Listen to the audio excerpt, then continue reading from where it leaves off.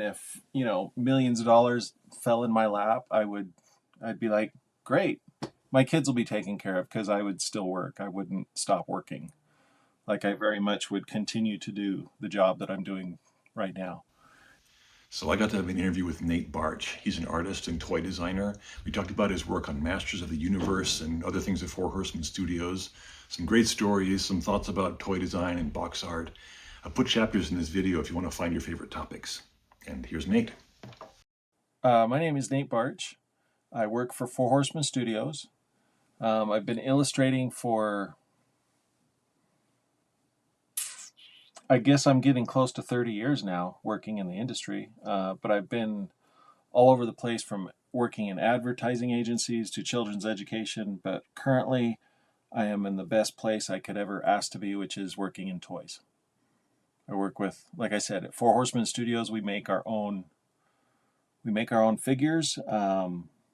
Thankfully, it hasn't always been that way, but it is now. And you can find out more about all that stuff at sourcehorseman.com. That's our company website. And yeah. And other than that, I'm just that 80s kid, like most of the rest of us probably, that watch these kinds of shows. And I grew up with Star Wars and He-Man and Transformers and Thundercats and Ninja Turtles also. When Ninja Turtles were coming around, I was probably too old and should have been getting out of toys, but I didn't. And my little brother loved Ninja Turtles, and I would play with them right along with him. So it's good stuff. Yeah, I kind of did the same thing, playing with these toys a little bit longer than my parents wanted me to, but it was fun. So, how did you go from that to where you are now? Go from just being a collector to where I'm working as with the Four Horsemen. It's interesting because I was when I started working in my career, I knew I wanted to go into illustration. I got a job at Dowland Smith and White Advertising back in 98, 98, 99, somewhere in there. And all the while, that's where I learned to take on freelance, basically. So any job I had after that, I was working that job, but then I would also take on freelance. And then at some point, you kind of ask yourself, why am I spreading myself this thin? Why, I have a perfectly good day job. Why would I feel the need to pull in this other work?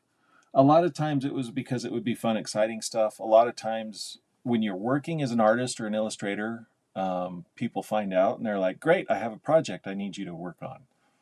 And it's, you do a job. If you do it well, you get another job, and so on and so forth, and your clientele builds and all that stuff. Um, and then finally, it was probably in the 20 teens, maybe the late 2000s, when I realized I'm going to start saying no to freelance unless it's toy related, or unless it's into something that I'm into. What had happened was, in the early 2000s, actually, I guess maybe it went before that, I was posting on some He-Man forums, and the owner of the site of He-Man.org, Val Staples, happened to also be working with Mattel doing their comic books for their newly launched Masters of the Universe line. This was back in 2002, 2003. And then that's when I started officially working on stuff that was toy related. I didn't work directly with Mattel. I was working mostly with friends, and we had a good time. And that work got noticed by Four Horsemen Studios. I met the guys at Four Horsemen Studios way back in 2004, and that was at San Diego Comic-Con. And then it was a few years later, at one point when we were talking, I was like, if you guys have any need for any illustration for toy-centric type stuff, I would love to do that. And sure enough, they gave me my first job in 2007, just doing some packaging artwork. And it's just been one job after another ever since. Finally, it was in the beginning of 23. The company had grown large enough that they were like, we'd like to just pull you on full time. And so, and it's been the best. I've thoroughly enjoyed it. I don't, if, if, if I don't play the lottery, I don't gamble. But if I did, and if millions of dollars fell in my lap, I'd be like, great, my kids will be taken care of because I would still work. I wouldn't stop working. Like Yeah. I very much would continue to do the job that I'm doing right now. And it's fun because for the most part, like I said, I do paintings for packaging art, um, which doesn't sound very glamorous, and it really isn't.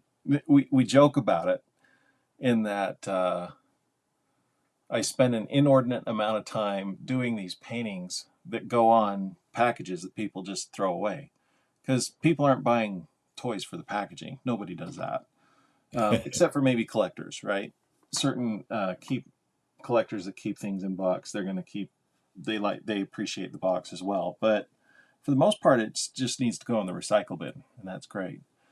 But then we also, just as a company, we use all those paintings also in books. We'll use them as in promotional materials. We use them at the conventions. Oddly enough, we have a convention going on right now. I forget where it's even at. I think it's out east somewhere. And we have these life-size statues, basically, of a lot of our characters. So we have like a Cosmic Legions character. Her name is Ziri. Her story is that she was held prisoner in Valkatar, this place called Valkatar. And for her packaging, on the insert, I just did a cell, like a prison cell, just a wall, just super simple. I mean, it's got a few little, sci-fi kind of details on it here and there, and it's kind of got a gritty texture to it. And this is just a day in the life or the week in the life of my life. While I'm busy painting on the paintings I'm working, I'm also getting asked to redeliver old stuff that I did so that they can make giant life-size versions of a prison cell that people can pretend that they're in or be with Ziri, this character in the prison cell. So they So made a life-size version of that cell for conventions yeah, for the based on your convention. art. Yep, yep. The fun thing about the toy industry is that, I mean, we're all a bunch of kids at the end of the day. I mean, kind of, more or less. We all very much embrace our inner child. We love the idea of playing, and I think all of us remember at some point. I know myself personally. I have a distinct memory of being a very small child, going with my mom to the J.C. Penney uh, clothing store, and this was, gosh, late '70s. And I remember looking, and there was like a giant Bert and Ernie standing there at J.C. Penney, and I was just like, as a kid, thinking that's amazing. Like I knew as a kid that they were not real, but just the fact that they were like these kind of toyetic looking big giant versions of Bert and Ernie just made me so happy. So I mean, all of us at Four Horsemen Studios, we all kind of come from that same mindset where we just like, man, play big and play hard or go home kind of a thing. So so we do. We actually we we employ two of some of our best artists at the studio, and all they do is work on like life-size characters and displays, like big giant diorama type displays to show off all the figures on for when we go to conventions. Oh, Um, it's a ton of fun. It's a hoot, and it's wild. We all recognize, like all of us at the company, are like, okay, we have lightning in a bottle right now. We have no idea how long we can ride this wave, so we're just going to ride it as long as we can and have as much fun as we can. So it's right. been pretty cool. It's Yeah. pretty fun. So to kind of just summarize, you were working and the with the freelance stuff, you got to Hmm. the point where you were getting enough of that that you could start picking and choosing what were you going to do, Exactly. and you knew what you wanted to do with that. Yeah. I knew that my passion of the things that I just enjoy and that keeps me occupied, that where yes, there are days it feels like work, but also I have to stop and look at my my goodness, this is what I get to do, right? Like I can sustain my family. I can, I can bring in a steady paycheck, and I just get to sit in my basement and draw art. Like, Uh-huh. and the other side of that too is that I've had this career of working with a variety of people. Whenever you're working with a lot of clientele, everybody has their vision of what they want, and you as an illustrator, your job is to just do what they ask you to do. Um, Working at Four Horsemen Studios has been very different for me in that, my bosses, as it were, tell me this is the job that needs to be done, but they kind of let me go carte blanche to do whatever I want to do for it. It's very rare. I'll do something and they'll be like, you know what, this just isn't hitting. This isn't speaking to us. This isn't conveying what we want it to convey.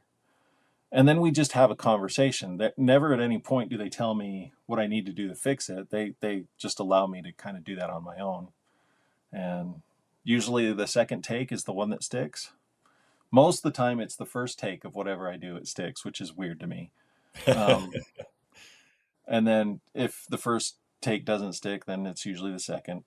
Uh-huh. I don't think I've ever had to go back to a piece 3 times, anytime that I've been working on. And then knock on wood, because artists, I don't know. It depends on I guess, the industry that you're in. Like if you're a movie concept artist, that's your life, is just drawing as many versions of any given thing. You're just kind of throwing out as many ideas as you possibly can, and there's an energy and an excitement and a lot of fun to that kind of exercise. And maybe it's just because I'm getting older. It's just fun to be able to be like, I'm going to sit and think about this for a minute. This is what I want to do, and then I get to just do it. It's pretty cool. Yeah. It's pretty fun. And you've worked on He-Man stuff over a number of years. I So have. then you've been involved in a few different iterations of the property too, right? In I different have. styles and things like that. Yes. Yep. I So very how has much. that evolved in terms of like your approach and what you learn about it, how you think of it? I mean, it's a property that I grew up with it. I've loved it my whole life. Even when it was not popular to like it, I still loved it. Um, it was interesting because I guess my first,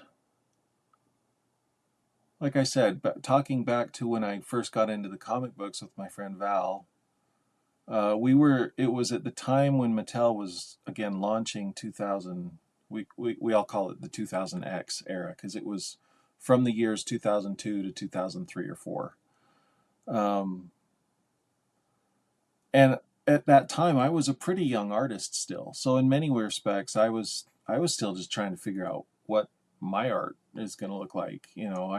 I tried a variety of different things, but stylistically I had to hold to um, what Mattel was producing at the time, with the Four Horsemen Studios also. That's the other fun thing about this is the Four Horsemen have been there this whole time also. Like they were the chief creative direction behind that 2000X launch, where they took the old designs that was just a toy line.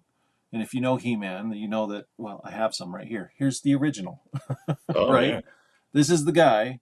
And if you hold up He-Man next to Skeletor, they basically have the same body. It's the same play form factor. Um, you just swap out a few heads, or you swap out the head. You give them new weapons, and you give them maybe a new piece of armor. You paint it differently, and boom, you've got another character. And right. that financially, that's really smart. Just about every toy company has to kind of do things that way if they're going to produce a big line of things. You see that with Transformers also, right? Yeah, We have definitely. we have the Seekers because they wanted to release Starscream, but then you also got Thundercracker and Skywarp at the same time. Uh-huh. Just swap out the paints. So it's financially it makes sense. With 2000X He-Man, when the Four Horsemen became involved, a lot of that came out of Eric Treadaway's head of what the design aesthetic was to be. Mattel had taken some of their initial drawings, They had done a few prototypes of figures, and they showed them to kids. And at that time, anime was a pretty big deal with a lot of kids. And so some of the hairstyles got a little spikier. Uh, some of the weaponry got substantially bigger. That kind of a thing. Like there was a little bit of a feedback, but for the most part, Eric was able to just kind of freely design Masters of the Universe however he wanted. I know every once in a while Mattel would come back on a character like Zodak or something and say, nah, yeah, we're not going to go with this weird alien route that Eric wanted to go in. Instead, we're going to go with just a normal guy, kind of similar to the way the old one was. Uh, Um, very rare changes here and there, but for the most part, it was his vision. And the other crazy thing about that line was it was all unique tooling for every figure, oh, to the point of, well, let me rephrase that. Not every figure, but every character, I would say, had their own unique tooling, and that's expensive. Like uh, that's where the big cost of toy production often lies. It's in the tooling and it's in the paints. The materials themselves, you can, it's pretty negligible, but right. um, so yeah, they did that. And then to get back to your question of how my work evolved throughout all that, once 2000X had kind of run its course, which was only just a few years, the Four Horsemen still stayed involved with Masters of the Universe and pitched what are called now the classics figures. So Masters of the Universe classics. And when they did that, it was basically just taking this old He-Man figure. And if you remember him, I mean, you look at him and he's very squat. Like those legs are not proportionate to this upper body.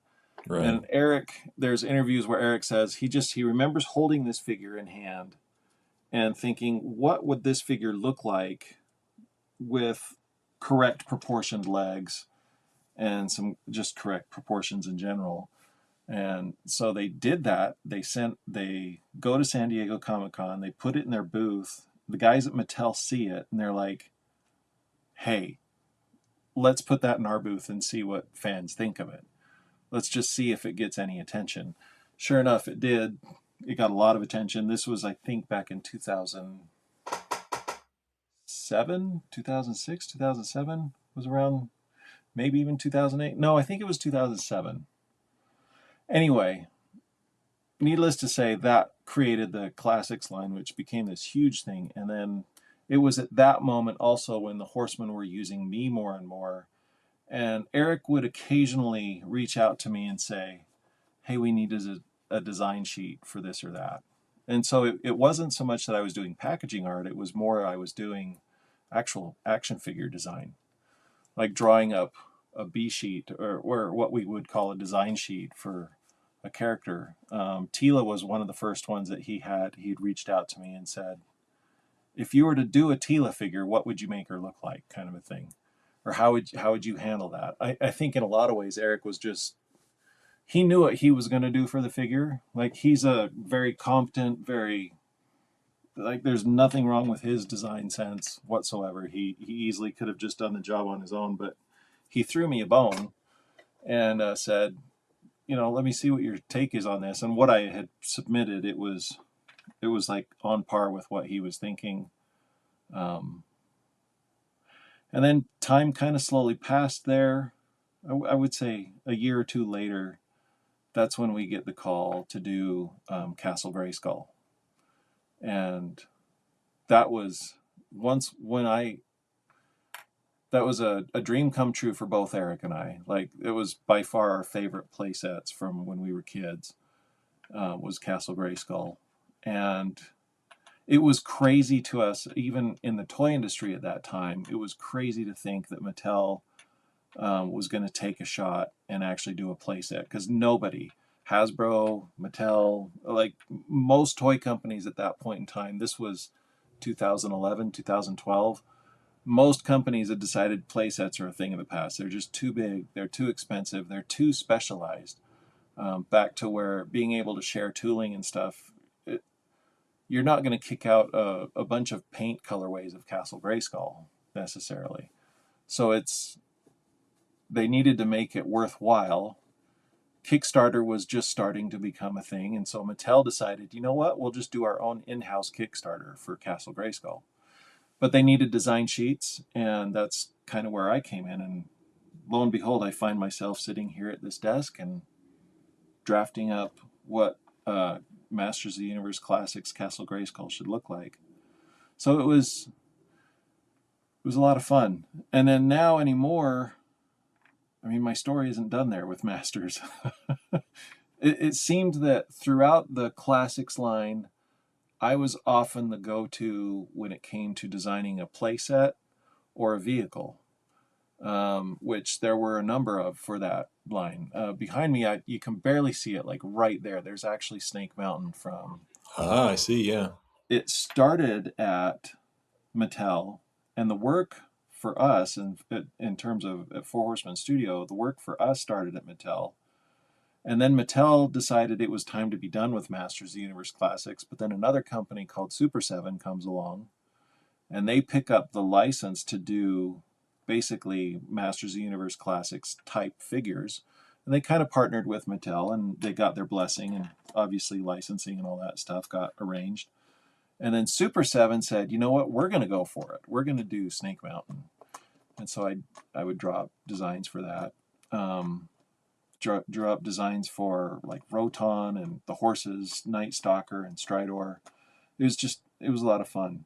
But a lot of that is kind of behind the scenes artwork. It's not really, I mean, I've posted it now, and you can find that artwork out there now, but for a long time it was just what we used to make the stuff. Fast forward to more modern times in the late 20-teens and early 2020s. That's when Mattel had reached, most of my work up to that point had been all with Four Horsemen Studios. But in about 2020 or 2019, it was around COVID time, Mattel reached out to me personally and wanted me to start doing packaging for them for their new Masterverse action figure line, which a lot of the Masterverse figures coincided with the new cartoon that was hitting in Netflix. I think it was in 2021, which was when either Revelation or Revolution, they're both now mixed in my brain. Yeah, it was an interesting time because it was a time when I had left children's education for just going full-time freelance. And all of a sudden, Mattel is giving me all this work. Also, Netflix reaches out to me because I have a good friend that goes back to the old He-Man.org forum and board days, because you make friends on those boards. Well, one of those friends happened to be Ted Biaselli, who worked at Disney at the time. He's hopped around to like Disney and MTV and a lot of various studios as a producer, and then he ends up at Netflix. And when he was at Netflix, that's when he was like, okay, it's time for a new He-Man cartoon, and I want that Nate Baertsch guy to do our posters. And I was just Nice. like, thanks, Ted. Which I still thank you, Ted, because that was a super super fun project, and that's probably the most high profile thing I would say that I did for Masters of the Universe. Um, it's not every day you can just log into Netflix and see, hey, there's my artwork right there on a cartoon show that I would have watched anyway, kind of a thing. It was pretty cool. It was a lot of fun. And then also Mattel is using me for their packaging for their new Eternia Masterverse figures. I got to do, a variety of characters there, from ranging from He-Man and Skeletor through Catra and Zodak and Beastman and a handful of others. And it was fun. Unfortunately, though, that was also around the same time that the Four Horsemen work was really ramping up, and that was the point when they pulled me on full time.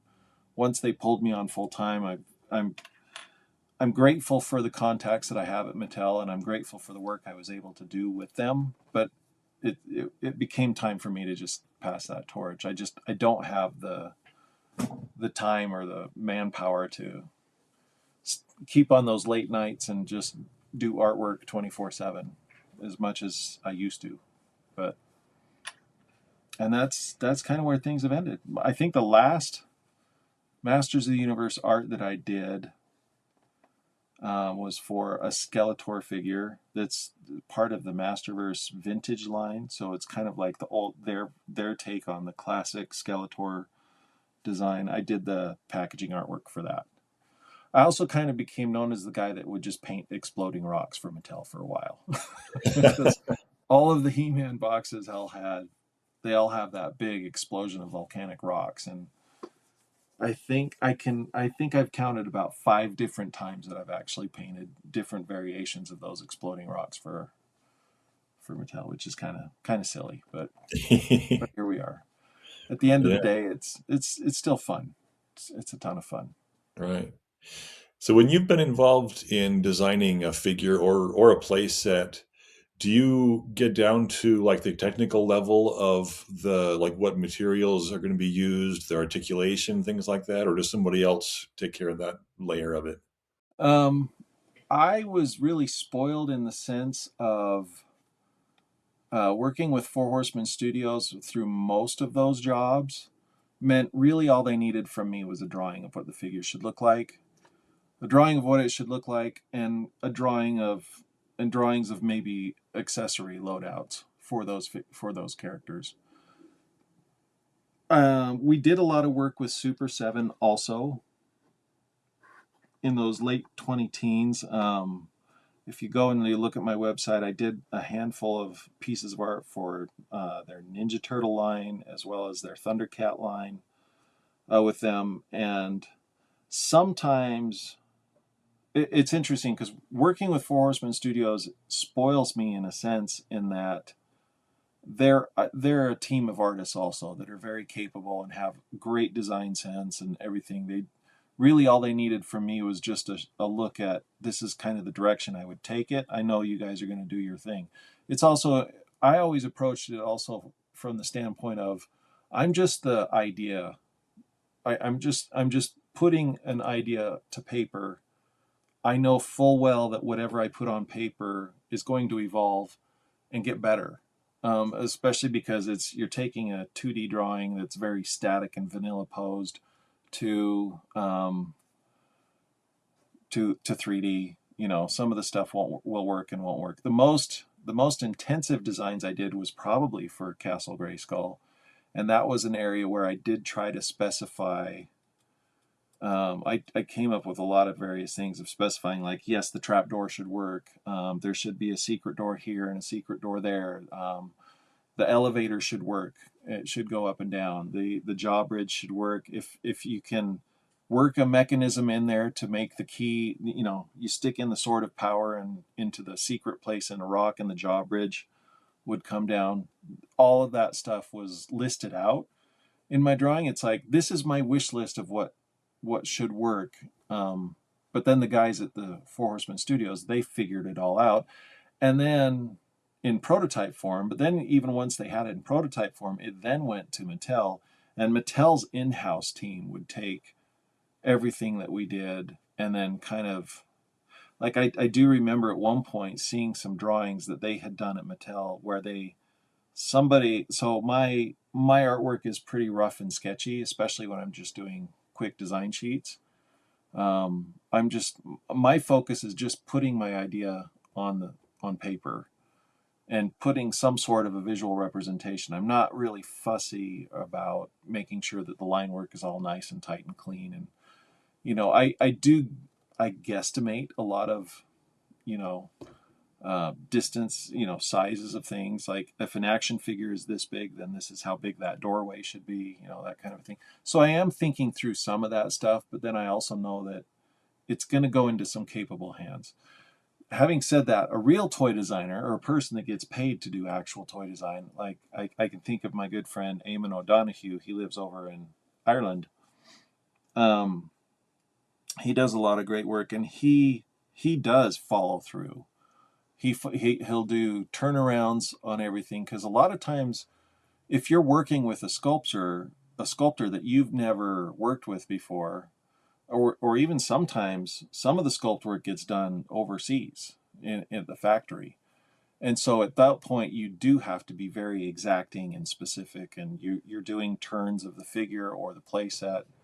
You're specifying where articulation cuts should be, making sure that there's enough room for pegs to go into things, that kind of a thing. So you are mindful of the articulation breakdown. Like I said, I was just spoiled working with the Horsemen because that's just what we do all the time anyway. And I can draw a little hint of an articulation point, and the guys can look at it and they know exactly what I'm pointing out, and then they just know how to make that because they've done it hundreds and if not thousands of times at this point. Same thing with materials. Materials steps into another area of that's working with the factory, and it's working with usually a production manager type individual. So like at Four Horsemen Studios, we have Chris Garwich. I don't know if I said his last name right. He's probably rolling his eyes right now. But anyway, Chris is our production manager that interfaces with the factory. He also talks to them about tolerances of, is it PVC plastic or is it ABS plastic? How thick or thin are joints going to be? How pliable should that PVC be? Because PVC plastic is, for example, a lot of figures,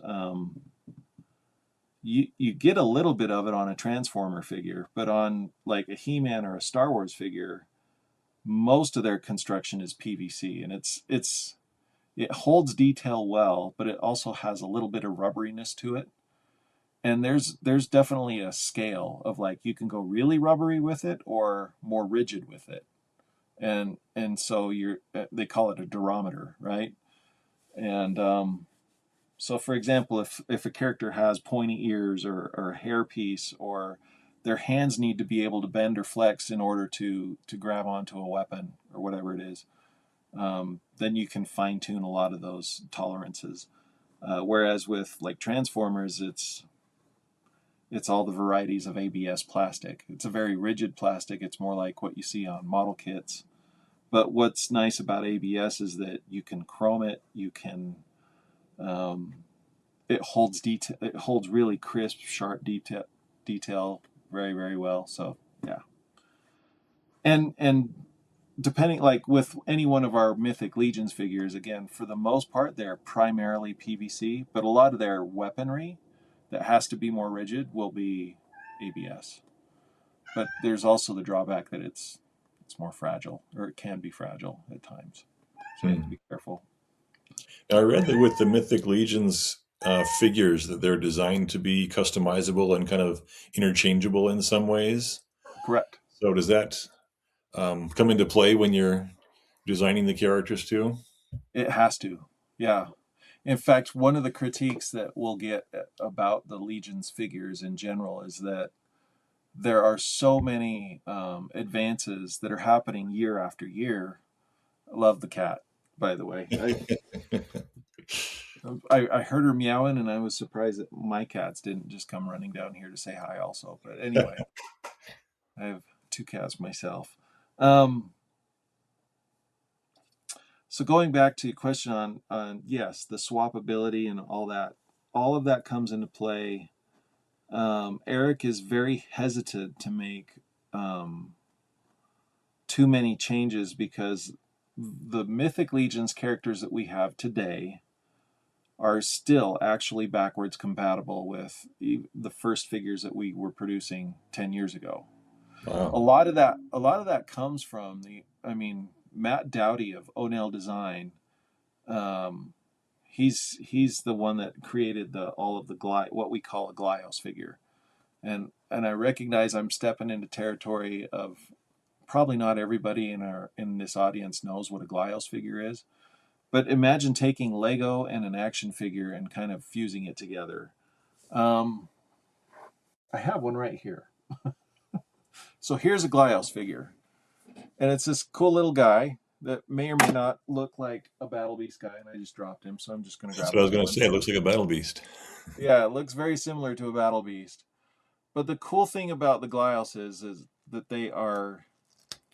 you can pop everything apart from the legs to the feet to waist and everything. And so everywhere that you see a hole like that and a peg like that, if you can see that peg, that's universal across the entire figure.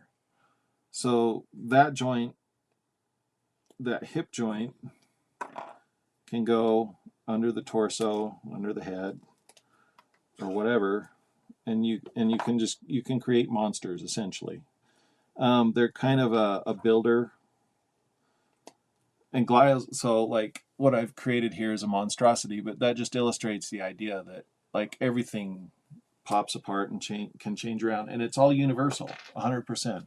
So the size, I forget what the size is of the peg is, or what that shape is, but it's universal for all Glyos figures. And originally, our Mythic Legions figures were going to be Glyos compatible. And what Matt Dowdy has done with his Glyos figures is he's opened up his idea to all action figure creators everywhere. Like anybody that wants to play in that space, if you have an idea for a toy and you want to use that system, you reach out to Matt, you work with him, and you can make your own toys, and it's awesome. And your toys will play along with all these other artists' toys, which is really cool because they all use that system.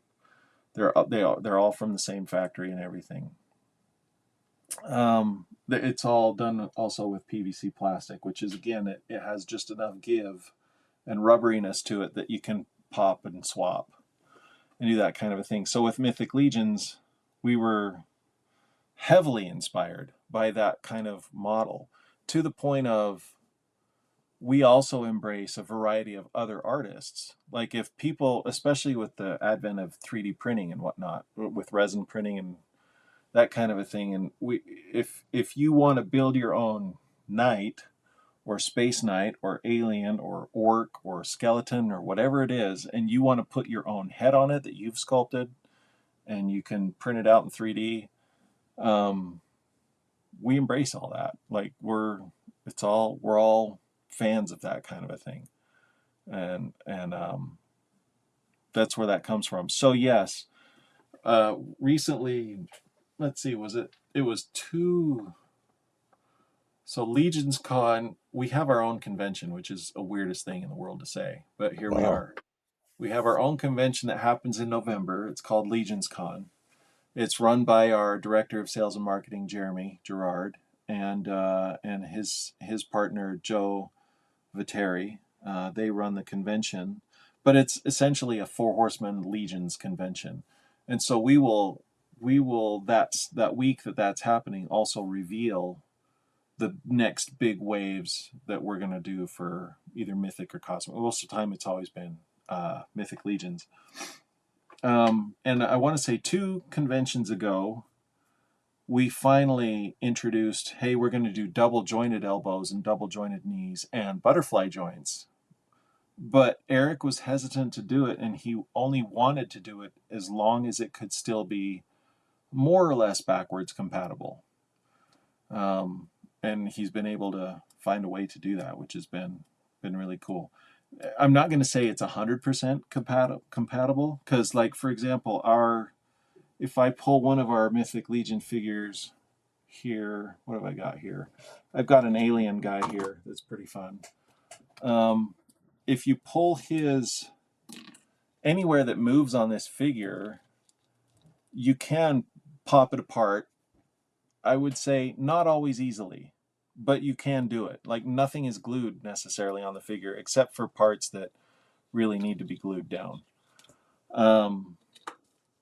So for example, I can pop the head off, or I can take his armor off, that kind of a thing. And for the most part, we try to keep whatever the joints are as universal as we can.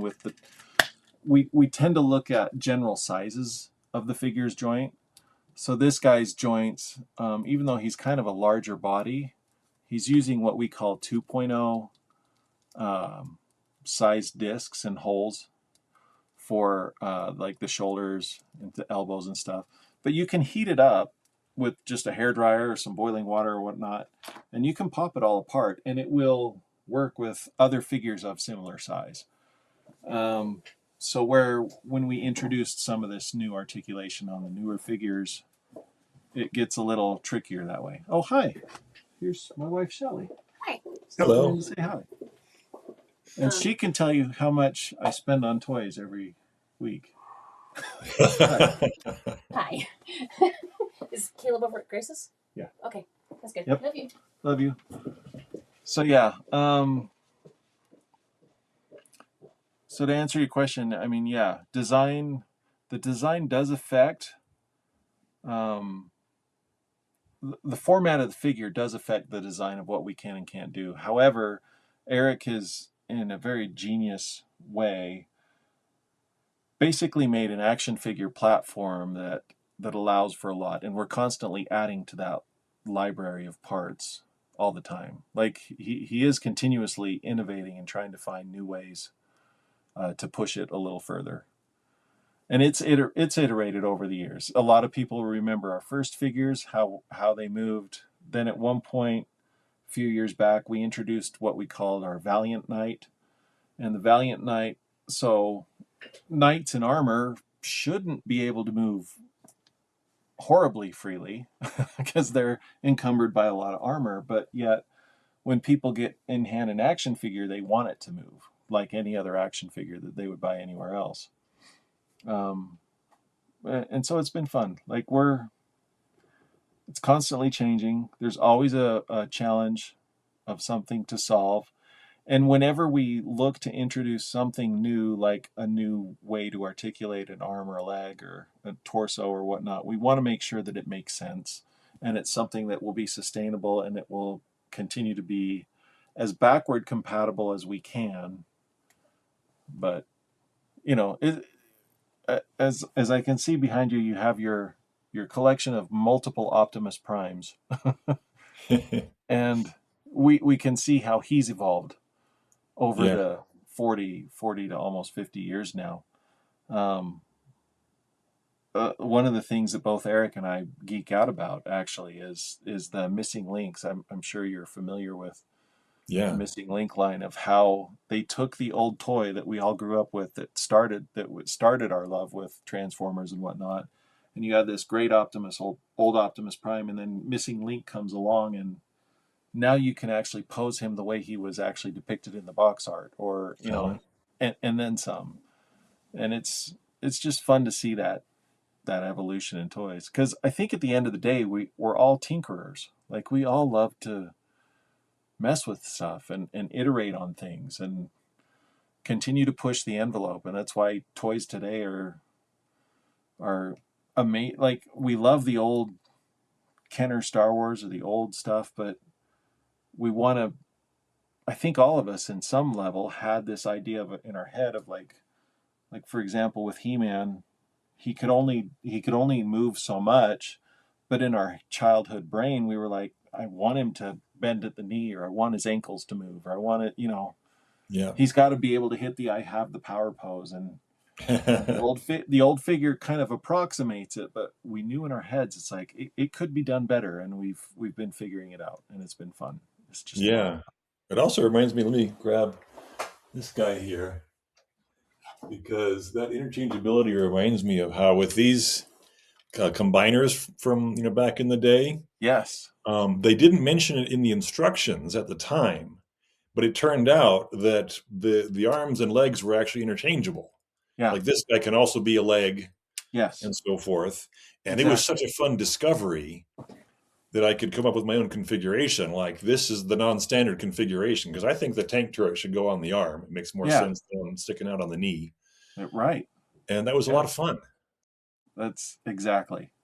And that's just it. I think as toy designers, we try to build some of that stuff in also. And I mean, we like surprises, and we like that we want to reward the child or the individual or whoever it is that's tinkering with the toy to be able to discover stuff that they might not have otherwise seen.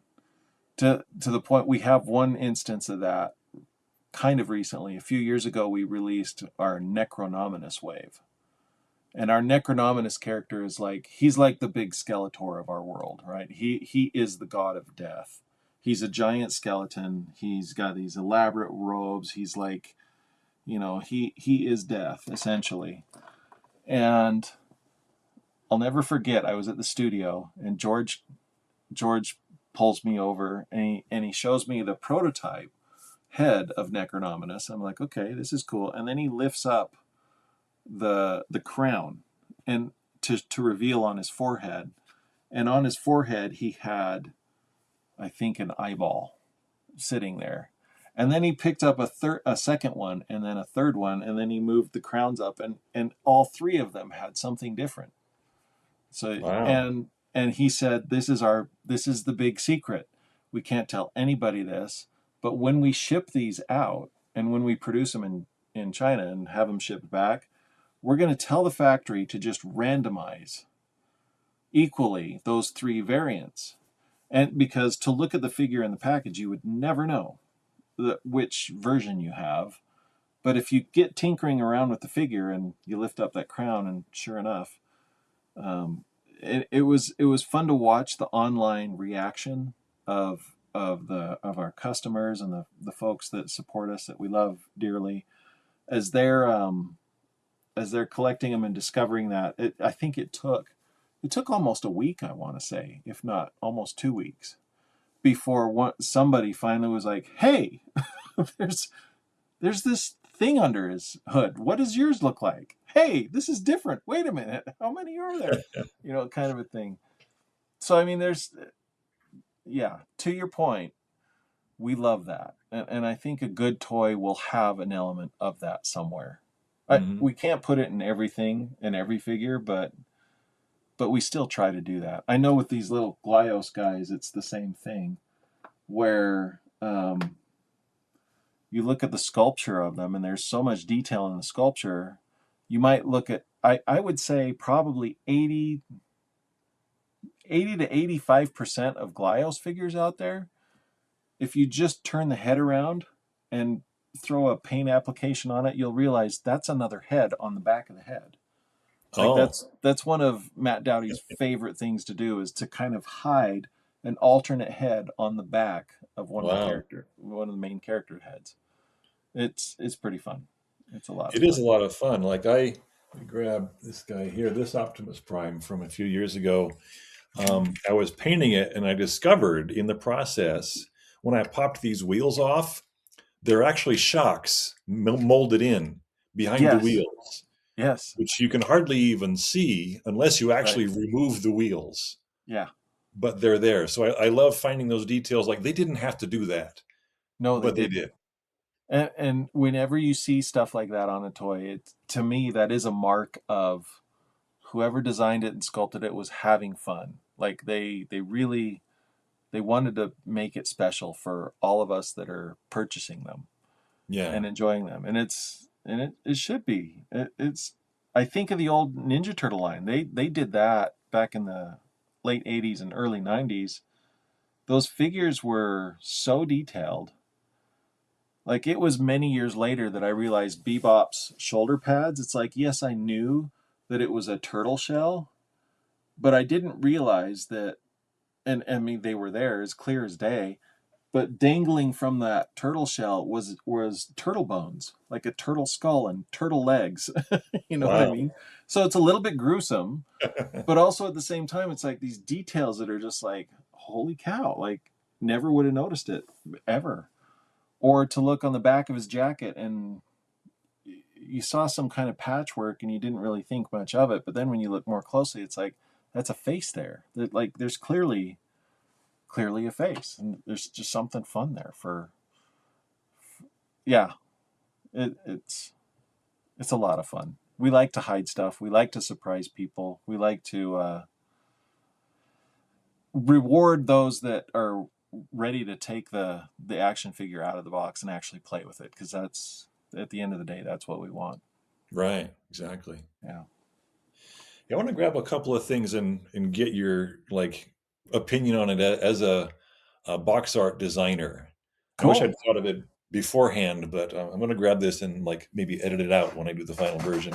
Nice. So this is a set that I got just recently. It's a 2-pack of Snarl and Slag, the Dinobots. Yes. And when I got it and looked at it, what struck me about this is there's no picture of the toy on this box, Not anywhere. Yeah. you know? Because there's like this and then a colored version of it. Yep. And I kind of think that means this is targeting people who know what they're getting when they Yes. order this, you know? Absolutely. You don't take this off the shelf and look at it and decide if you want to get it. You know, if you get this, you know what you want. 100%. I would agree with that. And it's always fun when that shows maturity in Hasbro and Takara for knowing their audience, I think. And then also just finding a spot to do something special with the packaging like that. I think that's really cool. Yeah. It's a lot of fun. It's I think about it, and I want to say with like Mythic and Cosmic, well, definitely with Mythics. We don't showcase every figure, but we do have a nice big window box. So I mean, people know what they're getting. The only boxes that we have that are fully enclosed would be our Figura Obscura characters. But again, we know that those are kind of a higher premium figure to get, and traditionally we've fallen into this area with our Figura figures of just we know that the packaging artwork is a presentation on its own along with the figure that you're getting, and it's a bunch of fun. So back in the day, I used to clip these out of the box Awesome. because they were Yeah. fun illustrations. Yes. And are you familiar with many of the third party Transformers? Some of them I China? am. Yeah. I Um, have a few. Yeah. yeah. Have you gotten any by New Age? Yes. I have the New Age Romulus, which is Romulus. Oh, the not Megatron. Megatron. Yeah, Yeah. but very much Megatron. Yeah. Well, the ones that I like to get are the ones that are the toy deco as opposed to like the cartoon or something like that because they like to do Yes. a lot of variations. Absolutely. And they have a lot of fun with the packaging. Hmm. Like the cartoon ones they tend to design after like the original like Diaclone or something like that. Right. And the Right. toy deco ones they make look like the original packaging. Yes. And so this is basically their figure, but in the same pose as the original art, Uh-huh. which is I think a lot of fun. In fact, on their Jetfire one, he's holding his gun in the same weird, awkward angle that the original art was for some reason, but they replicated that. Yes. Yep. You see that that's very common. And I think it's very common because as a toy collector it's appreciated, it's recognized. Like for the everyday passerby, they're going to look at it and see, yeah, it's a box, it's doing its job and looks great. But it's a little reward for the fans that have been with the property for a long time, and I think it's really fun. We see that frequently with Masters of the Universe. I'm good friends with Axel Jimenez, who is one of the main artists that continues to do a lot of great work for Mattel and for Masters. And he's a walking encyclopedia of all things vintage Masters of the Universe. And he's been with it the whole way. So he will specifically do homage poses of the characters that absolutely reference old pieces of artwork. And largely because I think as fans we enjoy it. It's a lot of fun. I'm actually working on a piece right now that I can't really talk about that makes a similar homage. And it's interesting how that piece is evolving. So it's one of those where, yeah, the homage is there, but we've actually pushed it a little further. Um, it's going to be fun. I'll have to talk with you about it in a few months when it gets revealed. So, Excellent. Look forward to that. yeah. All right. So I guess maybe a good way to close because we're coming up on an hour now and it's been awesome. Yeah. Just the thought that you've been kind of doing your dream job. Like you said, if you Yes. got $1 million, you just keep doing what you do. Absolutely. Um, are there things that you're thinking you want to tackle next? Like what's the next step after you've been able to, do all this stuff with Masters of the Universe? What do you have your eye on? That's a good question. That's a very, very good question. Um, I'm it's a tough question because I've been so lucky to do already dream jobs, as it were. Like Castle Grayskull was 100% a dream job for me. Working on Snake Mountain, same thing. Working on Masters of the Universe in general is good. I wouldn't mind continuing if there was a way to duplicate myself, and if I could just run two jobs concurrently, I'd love to still work on Masters of the Universe. Um, I've not done anything for big robot stuff for either Transformers or Voltron or anything like that. It would be fun to maybe do a piece here or there for them. I have a good friend, Emiliano Santalucia. I don't know if you know who he is. He might be a fun one to bring onto your show at some point because he came from Masters of the Universe stuff. He got in freelancing with Mattel. He's designed a bunch of Transformers. A lot of Transformers in the 2000 teens era was a lot of his work. Huh. On the design end of things, and I think he still to this day will take on a job here and there, working with them. But it was interesting to watch him. Like Masters of the Universe feels very organic. Like it's, I mean, yeah, there's robotic stuff and some sci-fi stuff in it, but you're dealing mostly with big muscly guys or big muscly monsters, and those are all pretty classified as very organic and fantasy driven and that kind of a thing. Transformers and Star Wars both have a very, you've got to step into more of a designer role as much as an illustrator, because you're dealing with how do you express all those shapes as beautifully as they are in the toys and in the characters themselves, but they're a lot more blocky, and they're more, I like, if I were a 3D sculptor, it would be like, hard body kind of stuff. And that kind of illustration, you have to kind of step into a different mindset a little bit when you do that. And it would be fun to kind of give that a shot. Um, I I think I can talk about this because it's like 10 or 15 years ago. We pitched with Hasbro some Micronauts redesign upgrades, and that was one of the first times I actually sat down and got to do some big robot style stuff. I can't remember the name of the character.